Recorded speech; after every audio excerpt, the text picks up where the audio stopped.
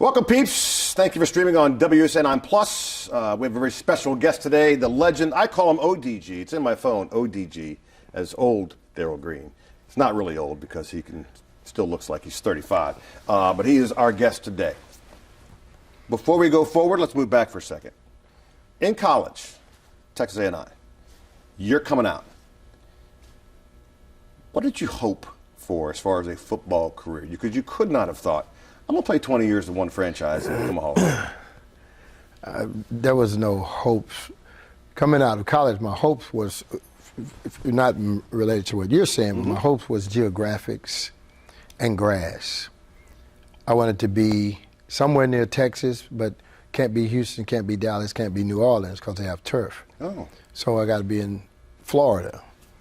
So that was my hopes, was grass, and where I can get home and see my mama.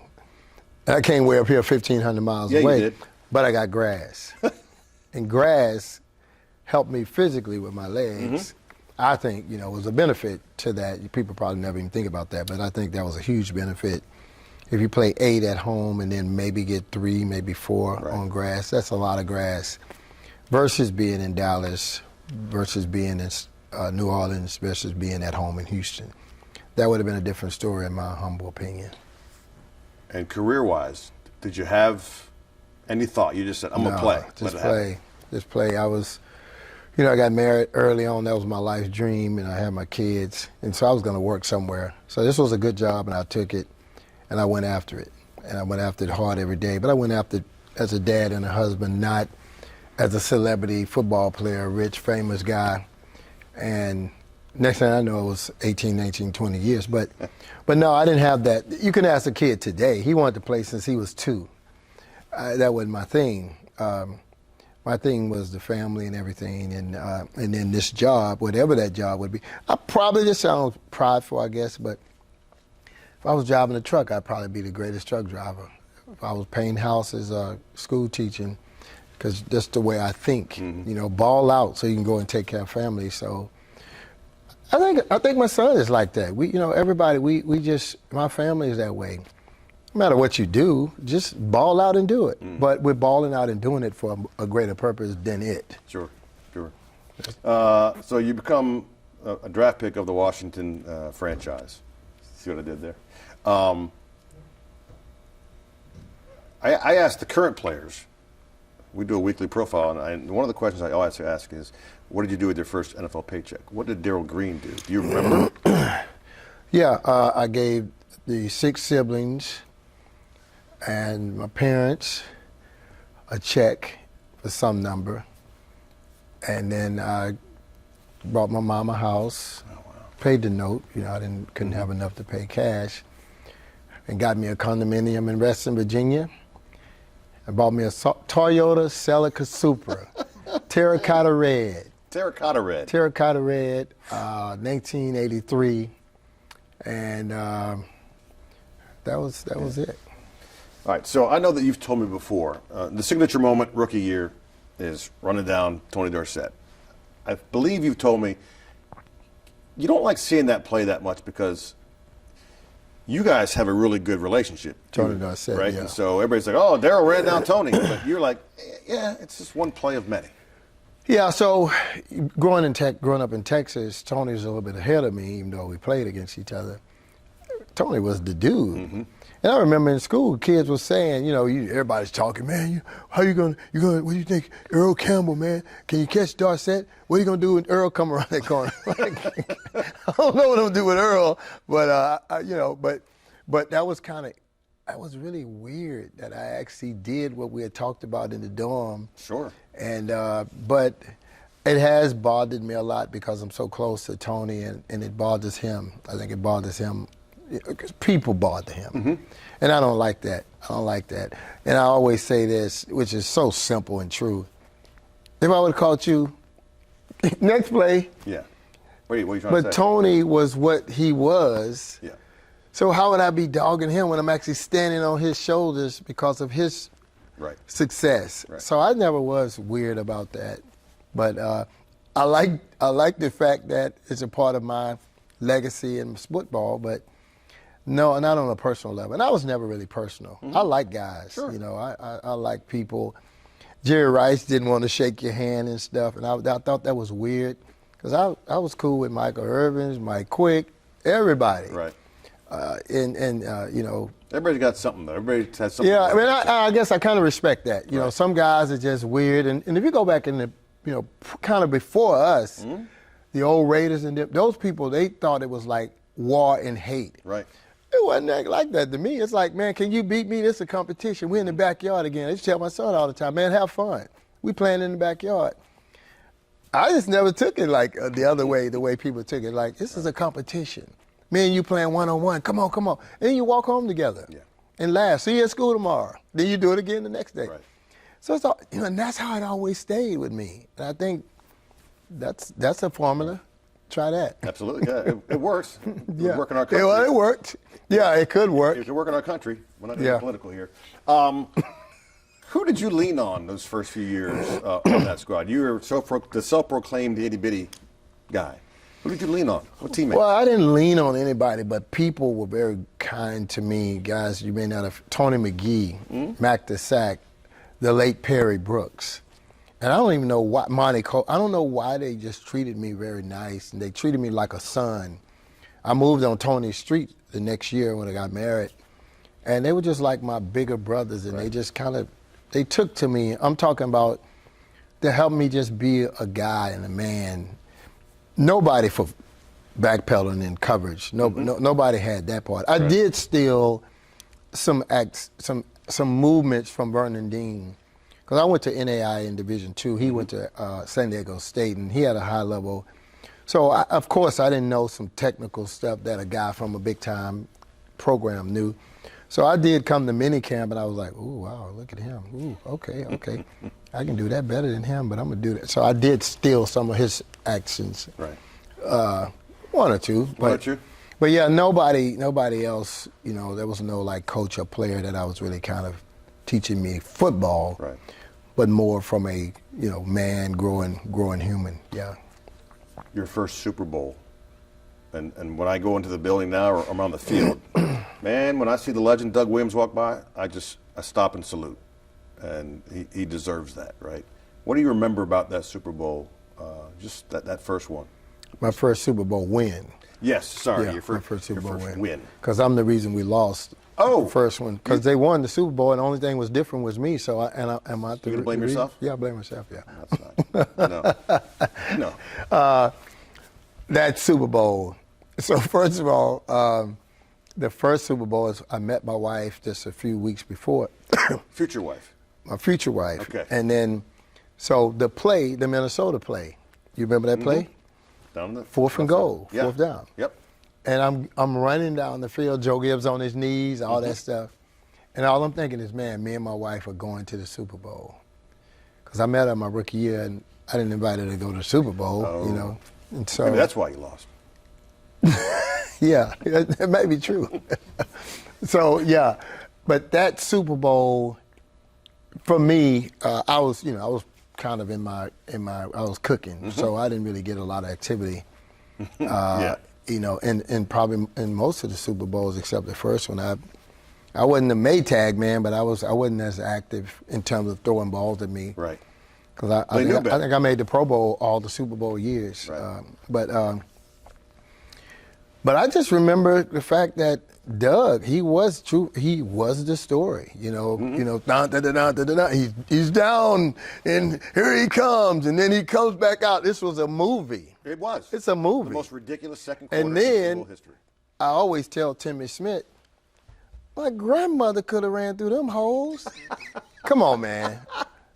You had a pretty decent O-line. Pretty decent. How many yards did he get? It was 350. That's what it felt like. I would have still been running. Timmy Smith was before that. You guys. And they didn't know after the next day. Timmy, I love you, Timmy. I love you, Timmy. Yeah, take that as love. Take that as love. Take that as love. But yeah, no, that offensive line was crazy. But Doug was throwing that thing, but he always could, man. Right. That guy. Woo, he could throw that ball. Even now, I'm the reason why he was really that good because he was trying to compete against me at practice. Oh, see? so Yeah, you get him blame on the yourself for a Super Bowl loss, but you're not taking credit for Doug Williams' career. I think those are both correct.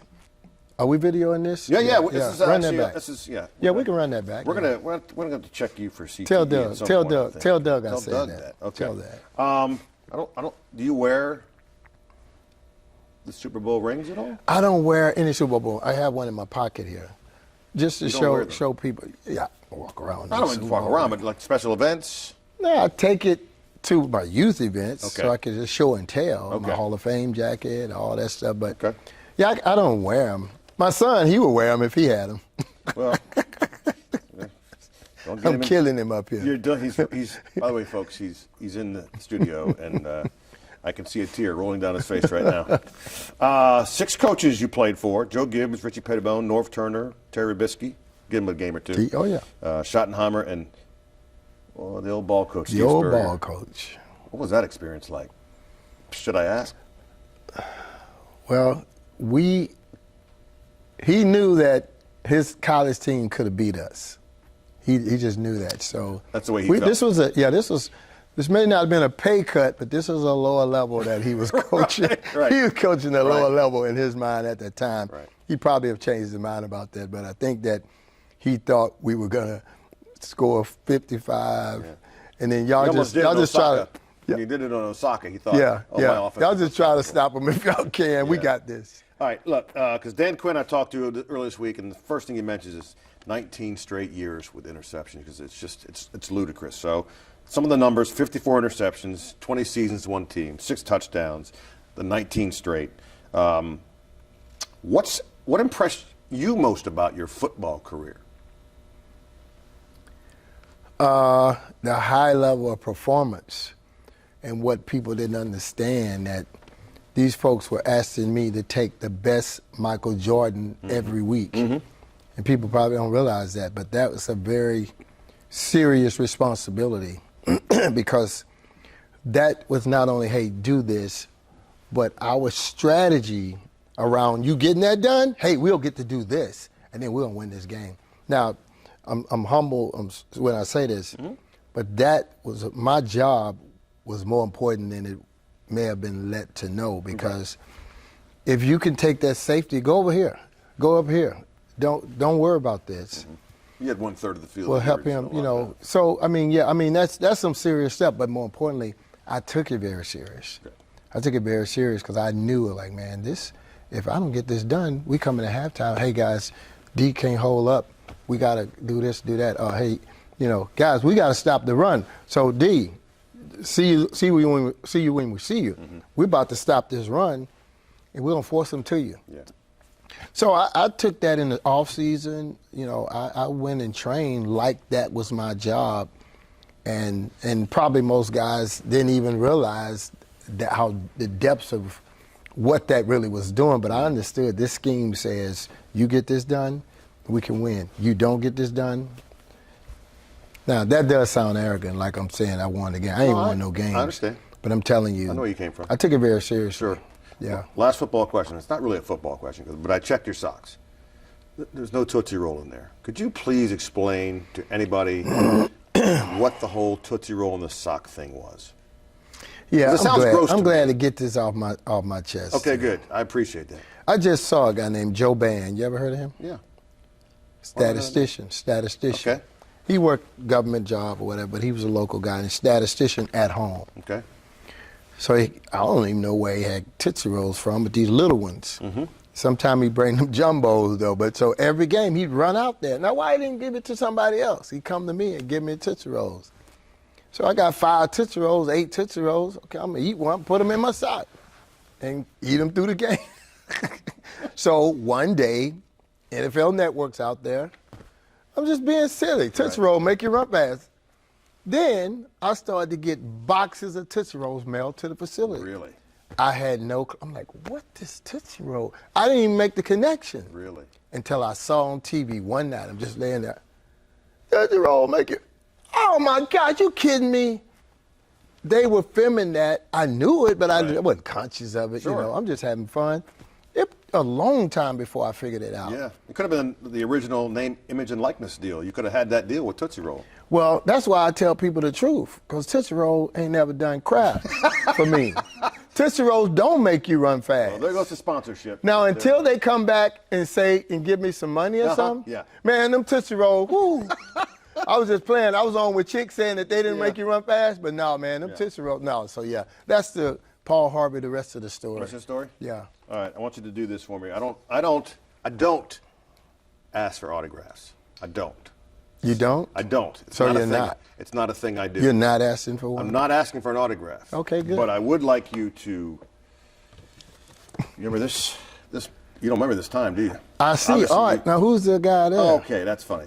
That's a Where good is look. this at? Where do you think? That's You're wearing in a the gold back. jacket. Where do you think it's at?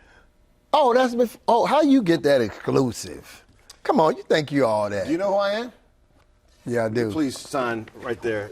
Oh my God. This is Canton, Ohio. This is about a half an hour after both your speeches. That night was insane. And the standing ovations that both you and Art got were insane. Hey, where this thing has been hanging up in the garage or That's something? exactly where it's been. In the attic? It's in the garage. It was in the garage. I'm going to get it reframed because now I got you, and I'll go get Art's signature. So a signature, not I hope autograph. Art shows up. I think he is. Is he? I think he You- is. I mean, you're going to have a lot of people out there. They say it's the most returning guys ever. Yeah. Which I'm just so excited about Absolutely. because I saw a list. Guys I may not have seen since 1983. Wow. Wow. Wow. I went Would you to sign that, I please? went to I mean, just before you forget, because you are old. I don't this is gray. Yeah, it's so great. it can It's fine. it doesn't matter. It's Don't probably worry. gonna fit in It's here. going to fit right in there. See, look at that thing. You got the worst pen. Well, it's starting to go. I'm not sure what's going on there. That's fine. It'll be in prosperity. There's that HOF. How fun is that, by the way? Oh, thank you. You even spelled my name right. I usually Chicken? get- I said No, chicken. it's not chicken. Usually I get chic. Like they leave the K off. Thank you. All right. Throughout your career, man of faith, Oh, that was right in the middle of the interview. what's that? That autograph thing. Yeah. That's part of the show. Part of the show. Oh, wow. I'm very, you know. Who's this is a producing simple- this thing? Nobody's producing. Nobody produces me. You know this, right? True. A man of faith. You have the Youth Life Foundation. You started it. It's still going. How have you done on your mission? You know, I'm always critical. You know, that's the way you be successful. I watch film of myself. I go back and get 3 films and only watch me and just be critical of myself, take the crap out and get the good stuff, you know, try to pull the good stuff out. Right. And I tell people from pastors to teachers to parents, go back and watch your film. Go back and watch what you're doing. I'm not talking about the opponent, but watch you. So, critically speaking, I'm still on my mission. We're the Green Family Foundation. Jared and I are producing an academy. Well, they have an academy, Engage Academy out there in Manassas, and we're bringing the learning centers in there. We're working with DC Housing Authority to regroup our learning centers. Of course, we do have learning centers still in Richmond and Tennessee, but I didn't get endowed. It's hard to serve poor people because people they want to go in their front pocket. Well, how much is it? You know, this is not that candy bar that your kids are raising some money for their soccer team. And it's hard to serve and to raise strong resources for poor people. But if you are Leukemia Foundation and this and that and the other, and I don't mean that in a bad way, then there's just more people with resources that are more readily to jump onto that because the identification with somebody with leukemia or blood disease or whatever is less than I know a guy that lives down there and now I'm wealthy. So it's always been tough, but I blame myself. But we're still battling. We're still battling out there every day, not only to raise money and for the support, but to do the work. So, yeah, I can say that I wish I could have been even better, better leader at that. But hey, I ain't quit. I'm still out there. We're still doing our thing, and I hope people get around this and support us with what we're doing. So we'll see. But yeah, I'm still doing it. I'm still doing it. I'm doing it on a national level. I'm doing it here locally, and I'm doing more things.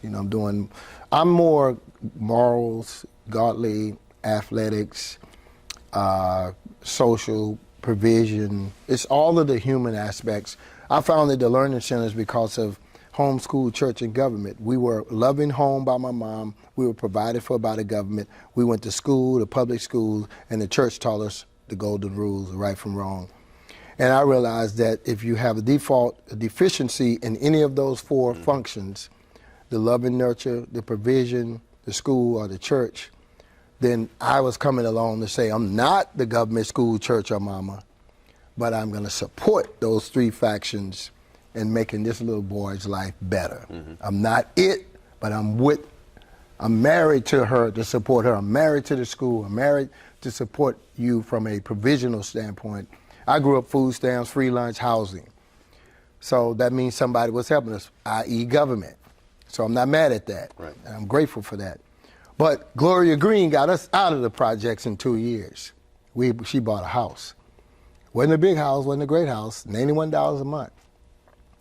But she did not sit on assistance. But I tell you what, assistance was very important for us for that time, during that time when they transitioned from divorce and so forth. So, but no, to answer your question, I'm still plowing out there. Yeah. Saw at the draft in April when they announced that Jersey was going to be retired. Have you cried out? Are you done with the emotion of it all? No. Okay. No. All right. So then, first things first. You're getting ready to get the key to the city. Now, I've been told by your family members they don't even give you the key to the house because you lose a lot of keys. What are you going to do with the key to the city? I joke, but Darrell Green, D.C.'s giving you the key to the city. The mayor is giving you the key to the city. You have told me I'm back. I've come back.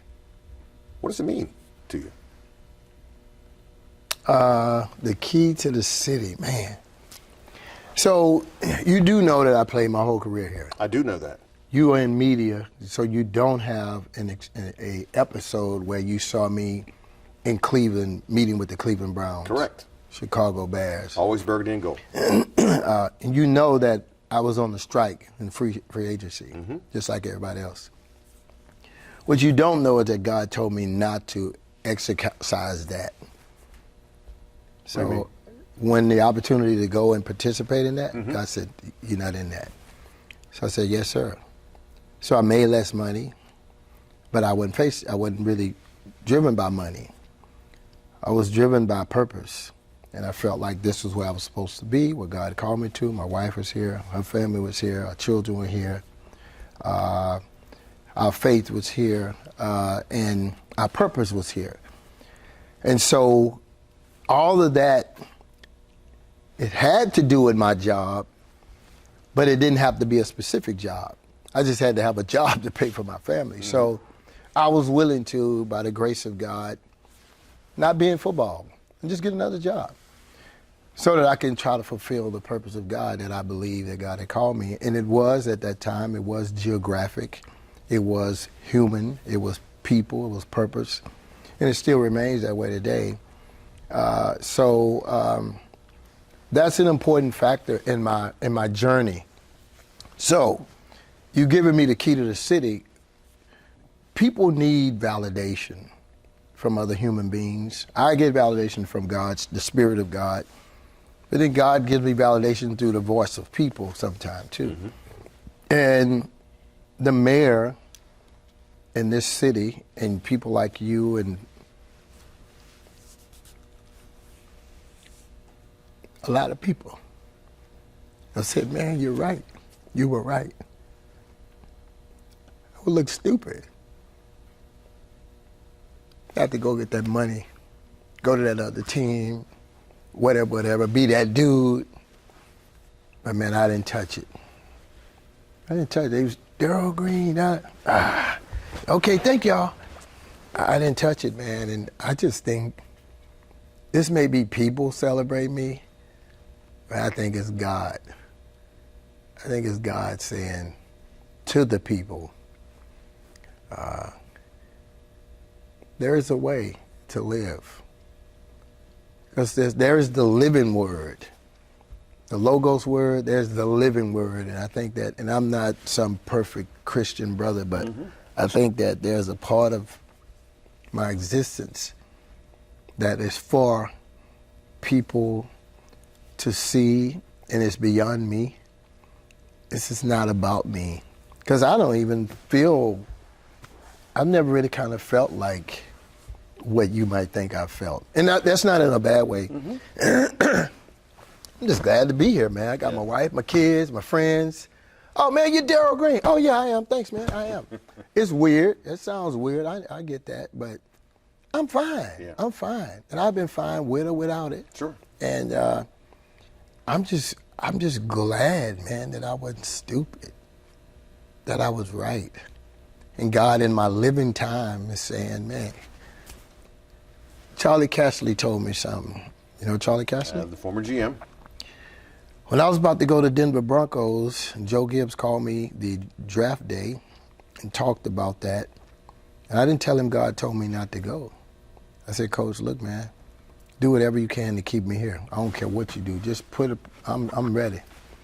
But Charlie, on his way out years later, he called me into his office.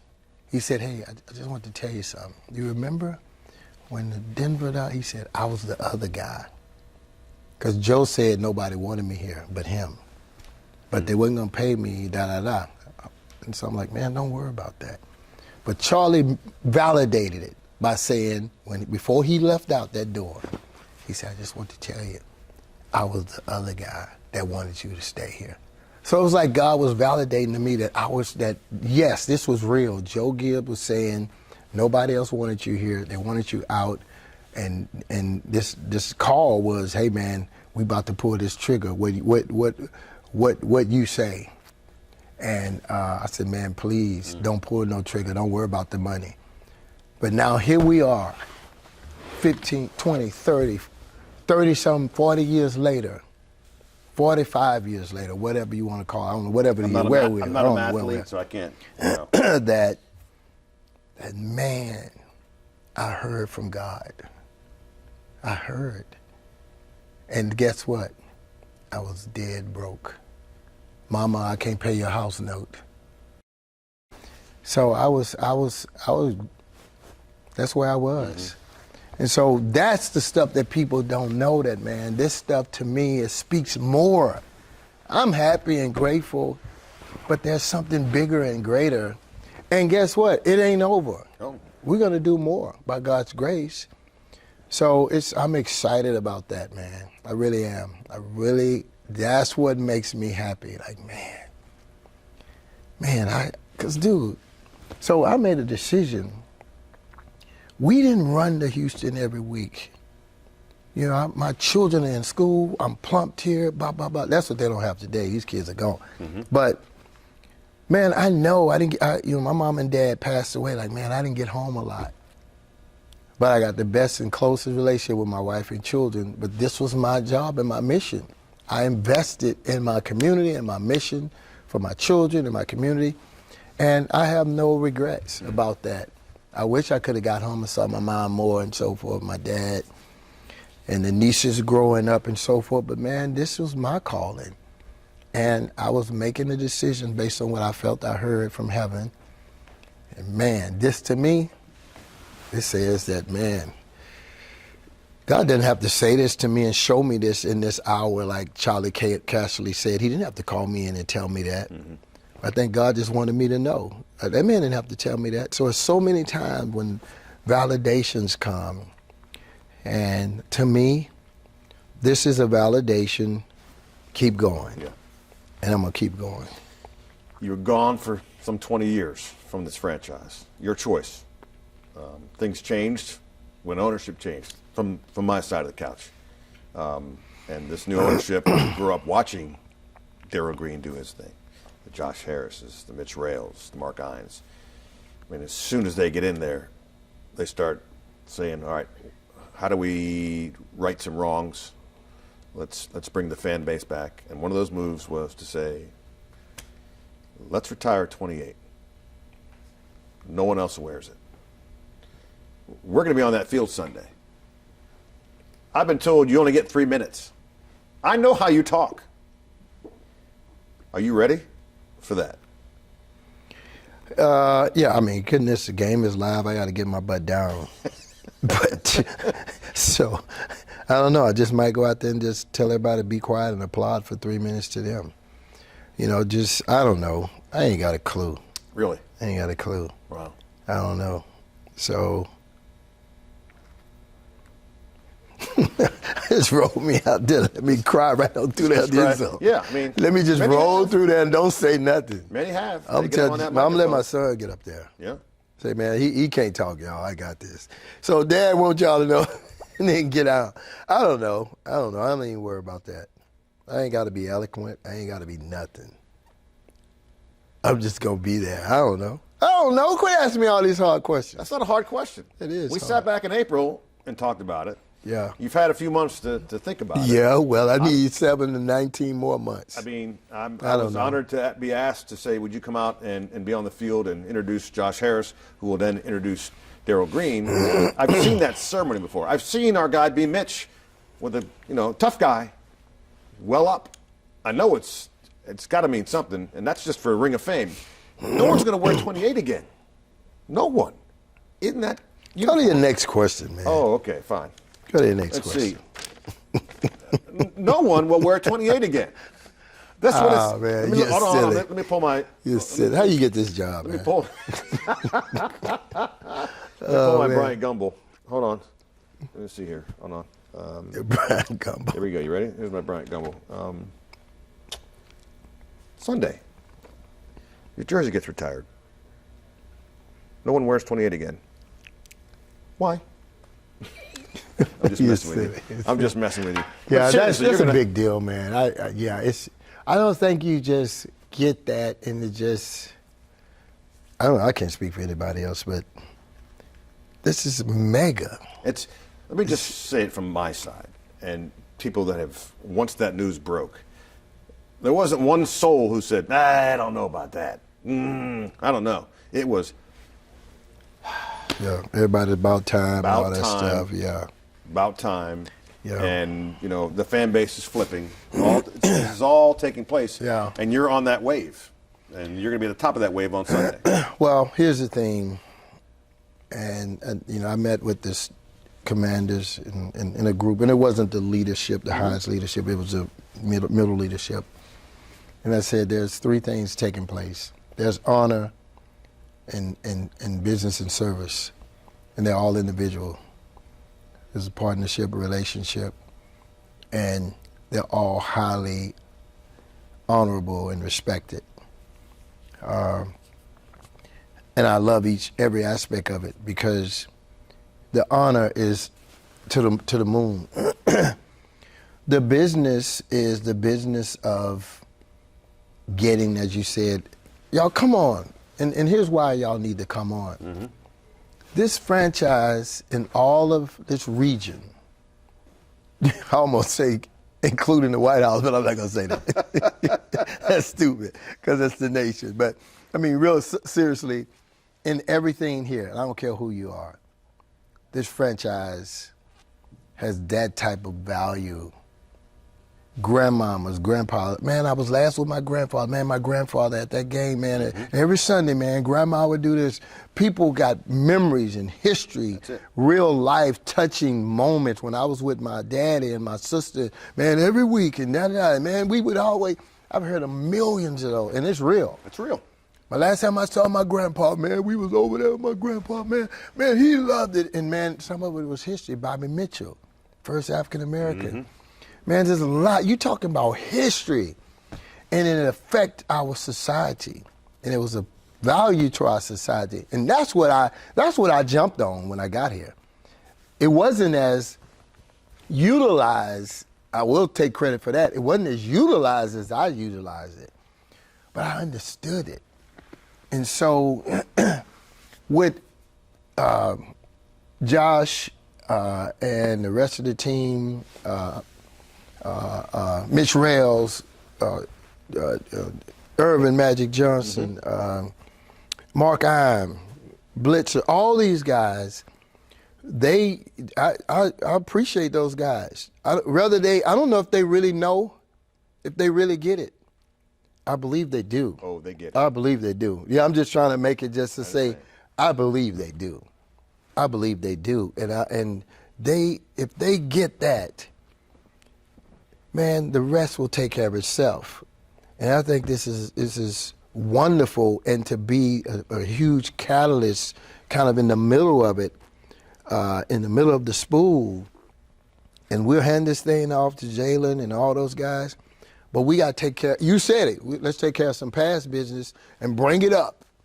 And then let's hand that baton off to these guys in a proper exchange. I talked about that to my son growing up, that, hey, if my grandfather didn't run his lap, I'll run his. My dad ran his, now I'm running his, and the third leg, you're the anchor. And you run this anchor leg. And so, no, they're putting us in position in our community to get us back up there in the front of the pack, so that our society can be better. And people can say, oh, well, how is that? Yeah, well, you don't get it, you don't get it. But no, this is huge. It's huge, and that's what I feel. That's what I'm grateful for, because I've been here. I was here. I was here in the beginning, man, and I've seen the impact that we can have in our community and put a lot of smiles on people's faces and support people in different ways. And that's something that we've got to do with these kids, because these kids is from a different generation, and they come in, and I don't know where they live, and I don't know where they are in the off season, but we were at the grocery store, the basketball court, down the street, at the church, because we were part of the community. And we're going to get that back because we need it. And these guys, I believe they know it, they understand it, and I'm 100% with them and behind it, period. That's it. Congratulations. Appreciate it, man.